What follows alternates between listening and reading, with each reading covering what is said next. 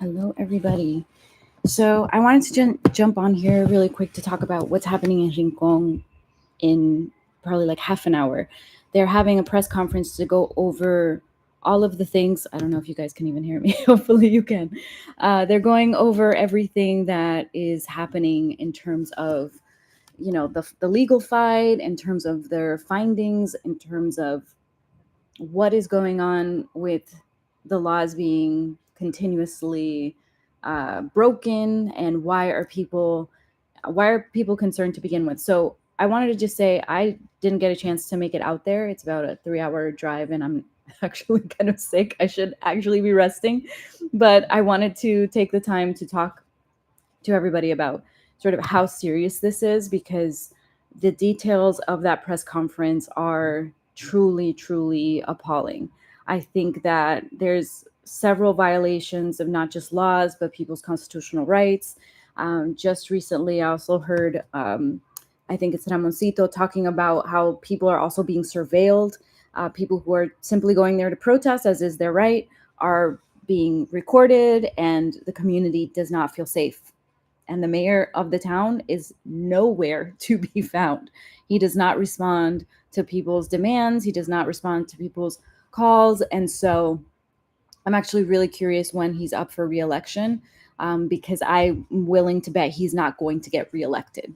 And so it's really important for the community to, at least the community in the diaspora, the people who are mostly following my channel, and I appreciate everyone kind of being engaged and supporting the podcast. And I want to just say that I think that this is part of the way that we can support this community and support their work in trying to get the message out. Um, I'm extremely concerned just like reading through their press conference details. We'll go into more depth after their press conference, but I was really concerned, not just for their safety, but also for how the Puerto Rican government continues to lie and provide information that is not accurate. And we're at a point, at least in terms of this movement, that people are kind of waking up to the fact that this government is not working for the people. They're working for special interests. They're working for wealthy people. They're quite literally, as the community themselves have explained, trying to displace Puerto Ricans who live there and have been there for years and generations. And so I think it's really important, that we understand how serious this is, that we tag media, that we get media involved, because there's nothing like cuando un boricua se cabrona, and they're like, oh, you're not going to get away with that. So I just want to say I'm grateful to everyone that has been, following this specific story in Rincon, and is engaged and is putting a lot of their own time into getting the word out there, sharing the details, sharing the stories, because there's just, there's a lot of violations here that need to be addressed. So I hope you'll continue to follow the information that's coming out of Salva Tres Palmas, Bosque La Armonía. I'll link all of their information on my Instagram, but just follow all those pages and try to be, supportive in terms of getting, media involved, and tagging people. It's interesting because I think that a lot of the reasons that this government does what they do is because they think they're doing it under the cover of this invisibility.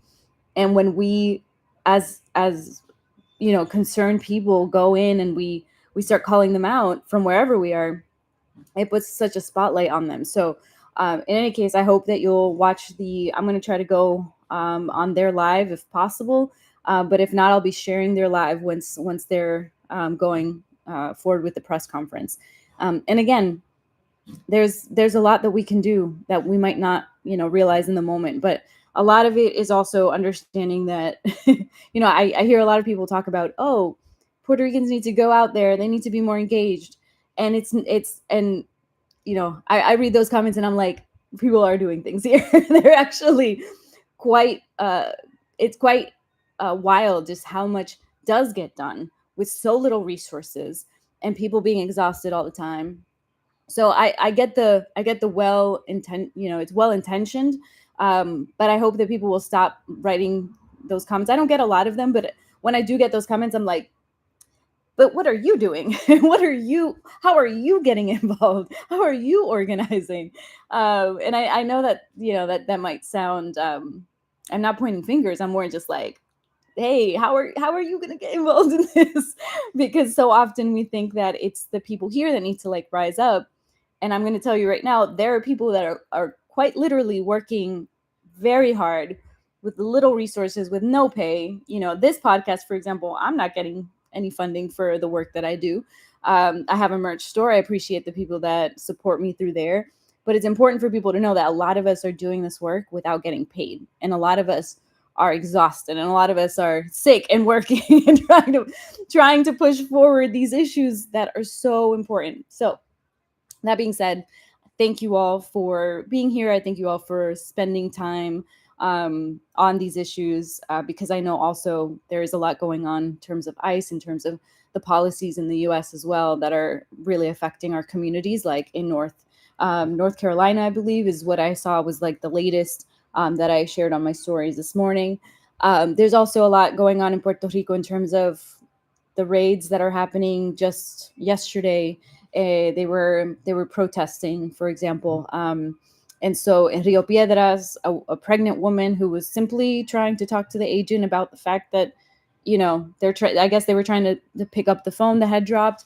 He just immediately pushed her, and she fell, and she had to go to the hospital with contractions. So, this violence that they're enacting on people, and especially on Black women, it needs to be called out. It's racist, and the whole policy behind ICE is racism, because they're trying to distract from other things. They're using Black and brown bodies to distract from larger issues, right? And so I think that, when I see comments that are promoting, the fact that, oh yeah, good on ICE, or good, that thank God, or saying like, oh, they're simply doing their jobs, absolutely not, absolutely not. This is racism, and it's very clear which neighborhoods they're going into. And so we have to call it out. We have to be amplifying constantly. So thank you all again. I'm going to jump off because I want to get ready for this press conference, and I want to also I have other things I need to share with you all. The Young Lords interview, for example, is coming. There's so many more issues that are happening across Puerto Rico that I want to cover as well. So that's coming, and I appreciate y'all's patience with me as I try to cover literally as much as I can.